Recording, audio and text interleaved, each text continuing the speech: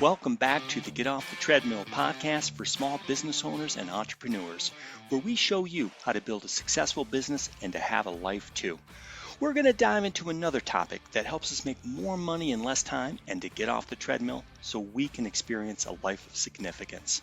And now, your host and the author of the #1 best-selling business book, Making Money is Killing Your Business, Chuck Blakeman. Hi, Chuck Blakeman here again with you today. We're going to talk about the 7 stages of business ownership, part 2, that big mindset shift. In our last podcast, we walked through the first 4 of the 7 stages of business ownership, the first 4 stages that got us on the treadmill. Today, we're going to talk about the last 3 stages, which are the 3 stages that get us off the treadmill. This is a standalone podcast, but you might get more out of this one if you checked out part 1 of the 7 stages first. And I want to reemphasize this about the 7 stages of business ownership. It's not about the stages of business. I'm focusing on how our business affects us, which is a major reason why I'm in business, to get where I want to be personally. Let's speed through those first 4 stages just to set up the last 3. Stage 1 startup is before you spend a nickel and are getting your ducks in a row, and it's the what fun stage of business. Stage 2 survival starts when you pay your first bill and aren't profitable yet, and the business is starting to suck the life out of you in both time and money. Your emotions change from what fun to I didn't think it would be this hard. You're in stage 3 when you finally break even regularly and you've learned the bad habit of being on the production treadmill. Stage 4 stability is when you are finally making a profit regularly, can buy a hot tub and maybe even a boat for your family and other people to use because you finally have money, but you probably have very little time. And you are now officially a hostage to your business. You thought you were building a company, but instead you built yourself a job. Welcome to stage 4. Well, most people stop when they reach stage 4 stability, not because they have to, but because they've never thought there was anything beyond that.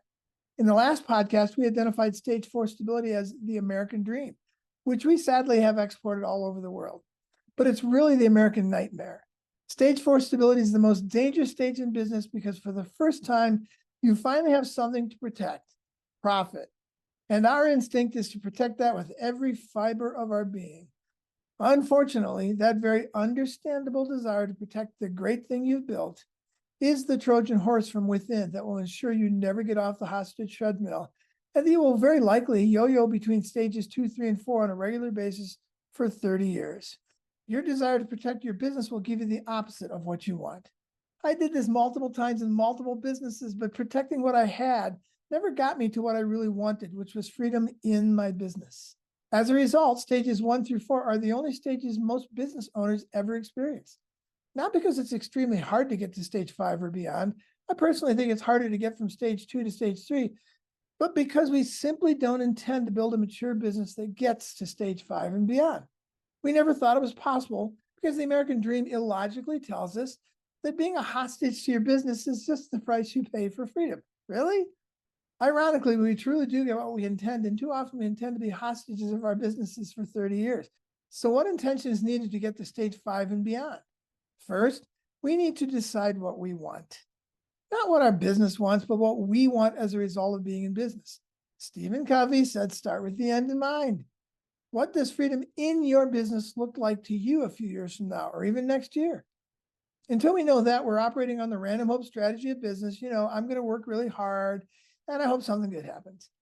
We'll expand on this in a future podcast on the significance quotient and how the 3 main resources in life, time plus money plus energy, give you the freedom to build a life of significance. In an earlier podcast, we've talked about building a mature business, and we defined it as a business where you're no longer the only producer, and maybe not even one of many producers. And the business makes money when you are not there. That's my Stephen Covey end in mind. That's what I want from my business, from any business. I want a mature business that makes more money in less time so I can have ongoing freedom in my business, not from it.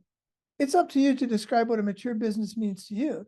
I would encourage you, though, to use the above 2 benefits as the baseline for business maturity, making more money in less time so you can have freedom in your business, not from it. Anything less, and I think you're still on the treadmill. It's especially important to remember that business maturity really isn't about the business at all.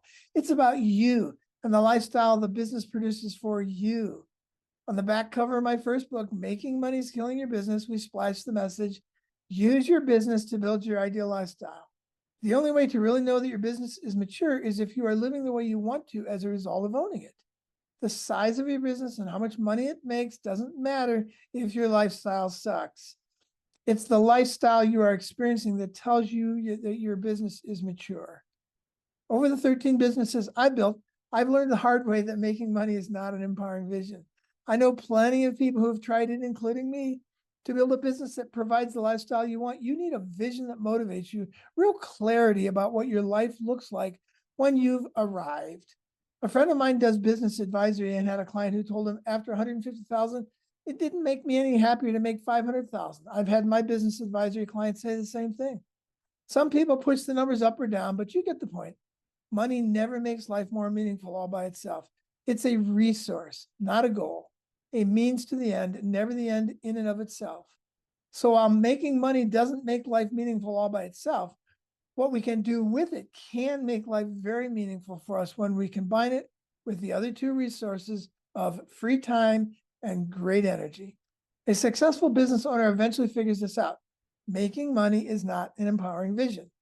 Neither is a lifestyle being trapped as an employee of yourself. Either way, if you want to be successful, you're going to need to figure out how to build a business that makes money when you are not there. So let's talk about moving from stage 4 stability to stage 5 success. In stage 4, we finally have profit, maybe even millions we can take home, but we still don't have the time and freedom to use it the way we want. We're still hostages to our business. You know you are finally in stage 5 when your business is regularly giving you both time and money, not just money. You can regularly be away from the business every Friday or Wednesday afternoon or both and take a couple weeks vacation and not work while you're away. And it's not just about being able to escape from a hostage situation for a day or a week. The key to stage 5 stability is that while you are away, the business makes money without you. Anybody can take Friday off and lose money while they're not working. I've done it. This is not a stage 5 business. Are you able to go away for a day, a week, or 2, or even a month? And when you come back, there's more money in the bank than when you left? That's a stage 5 success business. That's what I experienced in February of 2011 when we went to New Zealand for a month for our business maturity vacation. When we got back, revenue and profit were higher than when we left. My anecdotal research tells me probably less than 5% of business owners ever take the small, measured risk to move from stage 4 stability to stage 5 success. That 5% marker might make us all feel that a mature business that gives us freedom in our business, not from it, is for either the smart or the lucky. But that is not my experience. I have regularly witnessed business owners who were on the stage 4 treadmill for even decades, who were able to get off of it and jump to stage 5 or beyond in a year or less, simply because they changed one thing, their mindset. They were no smarter or no luckier than they had been for decades. They simply changed their intention and experienced what we call the big mindset shift. The big mindset shift looks like this. In stage 4 stability, our mindset is still the same as it was in stages 1 through 3. I am making money.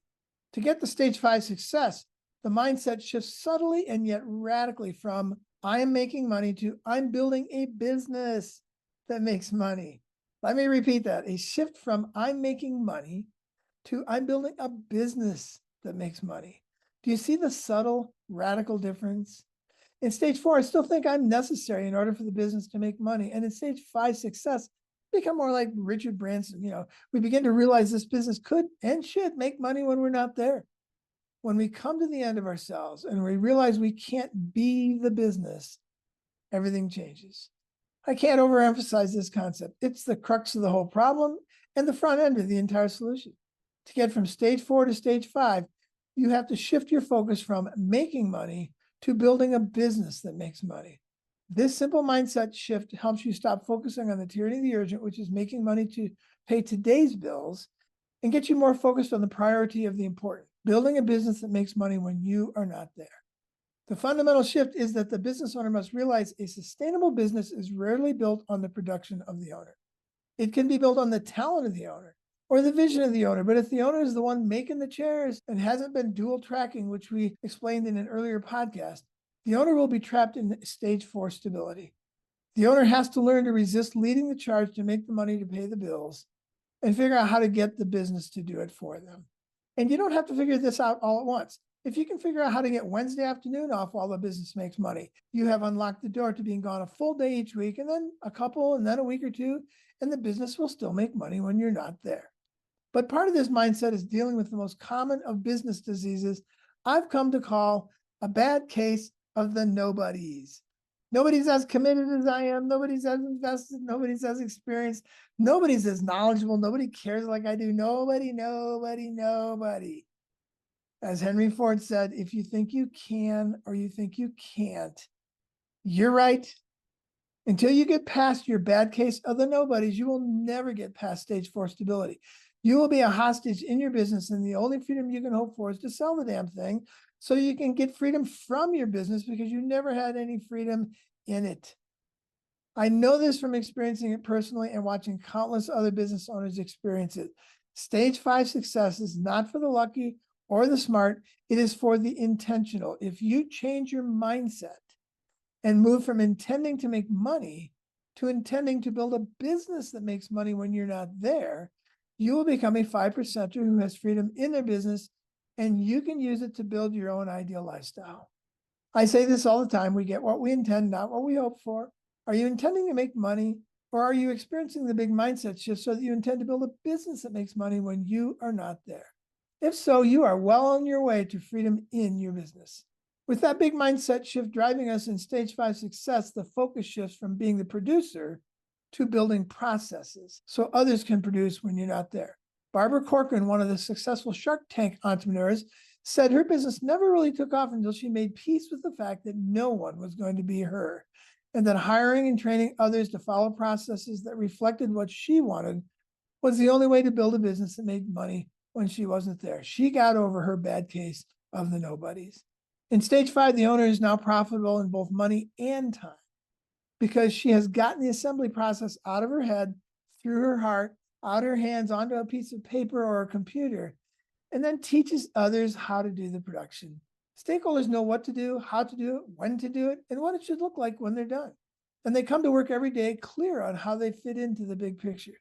This is key to getting off the treadmill, and the operative emotions are around freedom and realizing the business depends on me less and less.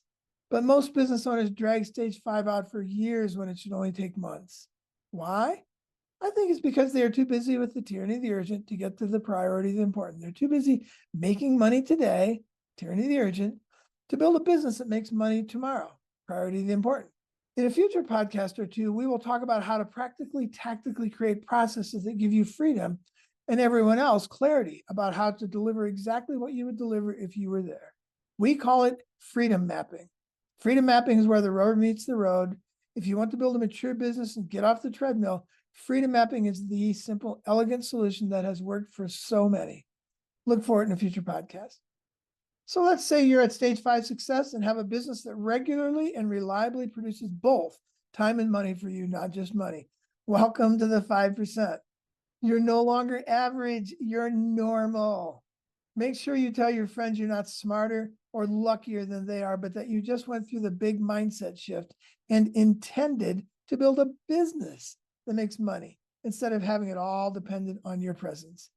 For the first time, you are actually off the treadmill, which is why we call it stage 5 success. Stage 5 success welcomes you not as an income producer, but as an actual business owner who is no longer owned by your business. It also offers the beginnings of wealth, the freedom and the ability to choose what to do with my time and my money. I couldn't blame a business owner for wanting to play it safe and stop in stage 5 stability either, but there's a lot more freedom at the next stage if the owner is interested in going there. In stage 5, you finally experience some freedom in your business, but stage 6 ownership is where it starts to get really interesting. And the risks to get there are very minimal compared to the risk muscles you had to build in stages 1 through 4. It's again more about intention than anything else. So let's not settle. Let's stay curious and grow and experience more freedom. How do we know we're really in stage 6 significance? Only one thing changes from stage 5 stability to stage 6 significance. You're now focusing on leadership, not on managing processes or people. You are leading through others. You're no longer the one who is responsible for creating processes, training people, and managing the day-to-day. you are largely focused on what we say is the highest and best use of your time and talents. You're doing what you love more and more in the business and outside of it. And you're now experiencing freedom to follow your passions, do the things you love, and answer that old question: if you had all the time and money you needed, what would you be doing right now? We call stage 6 significance just that, because it frees you to focus on building a life of significance, using your business to get you there. This is the fun stuff. We are now back to the passion that brought us into business in the first place. Just about every business owner would love to be in a position to have the time and the money, which again is wealth, to think about how to have an impact in the world beyond just selling our widgets. Stage 6 significance is that place. The operative emotion in stage 6 significance is others are finally in place and managing this. I'm free. Remember our definition of wealth: the freedom and the ability to choose what to do with my time and my money. We're really experiencing wealth in spades now. More money is actually resulting in more time. This is the reward for intentionally moving from stage 1 to stage 6, and we should toast our success. Leadership in place is the focus in stage 6 significance. And it's really important that we understand that leadership in place is not leadership in charge just yet. Stage 6 is the second most dangerous stage behind stage 4. It's dangerous from the perspective that since we have leaders in place, we think we can now go directly to the golf course and work on lowering our handicap. Jerry Hodgkin's story might slow you down a bit. Jerry invested a number of years building a very successful direct mail company. He bootstrapped it through all the stages, sweated out the hard early years, and pulled the business kicking and screaming into stage 6 significance. Jerry finally had leaders in place and was enjoying his newfound freedom guy status. He loved vintage race cars and decided he would reward himself by turning his attention fully to racing. He checked in with his business regularly, but became devoted to the cars. Not more than a year after entering stage 6 significance, Jerry had to shut the business down. He had gotten ahead of himself and had learned the hard way that leadership in place isn't nearly as good as leadership in charge. Jerry had mistaken leadership of his own for abdication. Leadership stays in touch and knows what's going on all the time, and has invested enough time and energy into the other leaders that they are willing to be honest and transparent if things aren't going well. Abdication says, you guys run this, I'll be on the golf course. In stage 6 significance, the owner can focus on giving the business two things: vision and guidance. The problem comes when you want to skip the guidance part and head for the hobby. After all, you think, I'm paying this leader good money and I expect competence. But they are not you yet, and you have to turn them into you. A hired gun is one thing. A loyal servant leader in your business who has passion for your customers and your stakeholders is quite another. They have to catch this from you being there and instilling it in them. More is caught than taught. Bring them alongside so that they can watch you lead and catch that from you. Then you can go play with your cars. One of the problems of heading for the golf course too soon is that the leader you left in place, who really isn't in charge yet, will report back regularly that things are great. Jerry checked in regularly to make sure things were going well, and his leaders always provided rosy projections and said great things about the operation. What else would they say? I'm scared. I don't know what I'm doing. Some big customers are mad and I'm not sure how to solve any of it. No, your leader in place knows you hired them to be competent, and they are going to pretend to be that as long as they can. So now your job is to build trust with the leaders, train the leaders, and instill in them the pride of being in charge, and then guide them through the day-to-day until the culture of the company becomes a part of them. They'll have a lot to learn. It took years for you, the owner, to figure it all out, so don't expect your leader can get there in a blink of an eye. Head for the golf course too soon and you might just lose everything you worked for. Stick in there for a little bit, make sure you pass it along, and you'll have something special, a business that somebody else will want to buy and you will never want to sell. Okay, stage 7 succession. You finally made it. You've invested the time to move from leadership in place, stage 6, to leadership in charge, stage 7. From giving both vision and guidance in stage 6 to giving only vision in stage 7. The stage 6 in-place leader now truly has the reins to also be in charge in stage 7 and can now guide the ship as long as you communicate clearly where you want to go. You only have to communicate the vision now because the leader knows how to execute, and you've built a trusting relationship resulting in full transparency between the two of you. The operative emotion in stage 7 are a growing sense of significance, accomplishment, and satisfaction at having built the dream. Warren Buffett buys stage 7 succession businesses and tells the leaders he doesn't want to hear from them very often. And if he does, that's a problem. In stage 7, if you want it, this can also be the extent of your direct leadership as well. To me, the first interpretation of success is never, how do I sell this thing? Succession simply means you become the myth. When you walk in every few weeks or once a quarter or less often, somebody whispers, hey, that's the woman who started it. We build a business that gives us freedom in every way, and selling it is the farthest thing from our mind. We just become the myth. Okay, as we wrap up, let's look back. It's possible that right now, if your business is in stage 2 through 4 or even 5, you're saying to yourself, yeah, wouldn't that be nice? But without the conviction that this could actually be you. I'll say it again. I can't think of any reason why you can't get here except for one. You really don't intend to. This is not a gifted person's game. It is an intentional person's game. And it's not specific to any profession or industry. Ask the right question and you will figure out the answer. I'll say it again. You get what you intend, not what you hope for. So the right question is, how do I build a mature business and when do I want to get there? This isn't about building a multi-million-dollar business with dozens of stakeholders, unless that's what you're shooting for. This is about creating the lifestyle that you want for you and your family. You can do that with almost any size business, and you can do it even without stakeholders. More on that at another time. Building a mature business isn't about preparing it to sell and get the heck out. It's about building a business that serves you, that creates the lifestyle you want. It's about building a platform for significance that allows you to serve your community and gives you the freedom to travel, golf, volunteer, or pursue whatever other burr you have in your saddle that takes time, money, and energy. It's about creating freedom and the choice to build the life of significance that you want, even starting more businesses like I have. If selling your mature business gives you more freedom than keeping it, then by all means, sell it. But I've worked with a lot of business owners who started out saying, let's get this profitable so I can sell the damn thing and get the heck out. And after they get there, I remind them of this, and many times the response has been, are you crazy? I'm having too much fun. I understand the desire to sell and get out when things are tough in stages 2 through 4, but it's possible you'll feel differently once you get your business ownership to stage 5 success or higher. Okay, in our next podcast, I'll share some things that thousands of us have learned in the last few decades about how the 7 stages of business ownership actually work in the real world.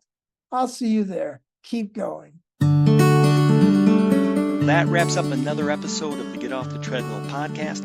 If you found this podcast helpful, please subscribe and hit the like button to ensure you are receiving the latest tools you need to grow your business and to get off the treadmill. If you want more information on the 3 to 5 Club, the Crankset Group, or to book Chuck as a business advisor, speaker, or workshop leader, you can contact us at grow@cranksetgroup.com. Until next time, have a great week.